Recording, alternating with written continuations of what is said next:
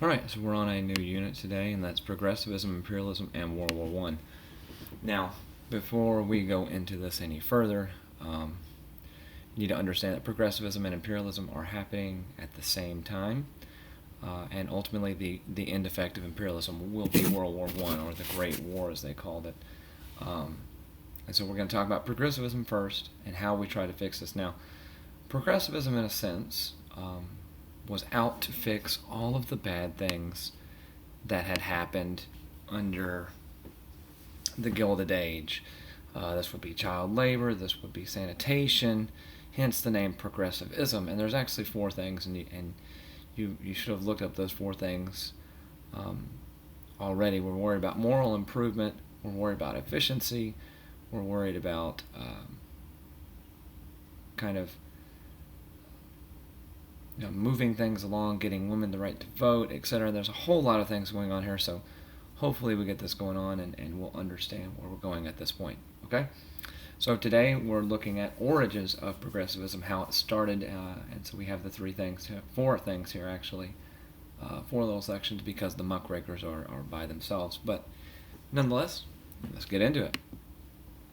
So progressivism is what they consider to be a grassroots movement, and so here you have the fist coming out of roots. The meaning of grassroots is grass just doesn't sprout up out of nothing. It has to be planted at roots, and then it begins to bring something. The definition of a grassroots movement, what you need is it's something that starts at a local level, that would be like a city or a county, and it becomes a big issue.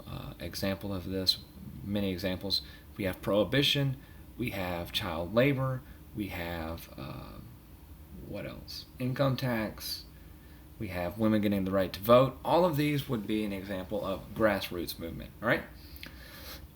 Now, helping the grassroots movement along were a group of people known as muckrakers. Here we have Teddy Roosevelt, and we'll talk about this, and it says the muckrake and some of the muck. It's filth.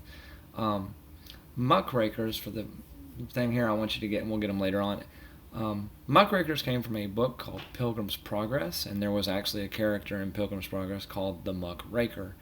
And he was to expose all of the horrible things of society, and somebody came along and offered him money for his rake, and he said, nope, I'm just going to do this, kept his head down and kept going. So these are going to be important journalists and writers and artists who are going to try to bring up the negative parts of society. As I said, here is the book's Pilgrim's Progress, and so the muckrakers found there. Now, there are four amendments in progressivism. We call them progressive amendments. We've already talked about this, so quickly we'll go through it.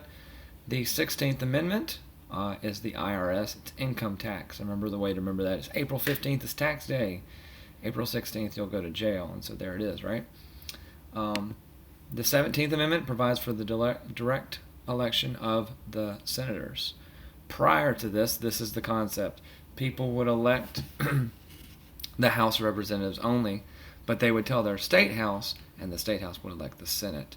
Now that poses a problem because that's not direct, and people got upset, and so now they actually elect both houses of Congress. That is the 17th. The way I remember that is they start the same. SE, 17, SE, senators. So there you go with that. The 18th Amendment, of course, is prohibition. That would be dry. That would be the banning of any type of alcohol. For the most part, there were a few exceptions. Catholics could have their sacramental wine, and there are a few little exceptions. For the most part, though, prohibition was there. And of course, the 19th Amendment would be the women's right to vote. Now, the movement, I think I've got this out of order here, so I'll go through it real quick. The movement actually called to start prohibition was called temperance, and so just skip over that. The general idea is that some people who drink too much alcohol, who are alcoholics, lose their temper frequently, and so women, fed up with the fact that their husbands were spending their money in the bars, and coming back, and possibly there was domestic violence, there could have been a number of things. They decided to start a grassroots movement of temperance, and out of that grew prohibition, and it became a national amendment. Now, the 19th Amendment has to do with women's right to vote, because women did not get the right to vote till much, much, much later.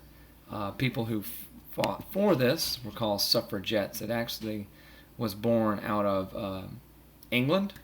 David Bowie is an English artist, and he had something called Suffragette City. So the suffrage movement is not about suffering. There's a funny video, maybe I'll show you that later on. But the idea was that the suffragettes, as they were called, here they are, were about women's right to vote, and they would be arrested and taken to jail and all kinds of things of that matter.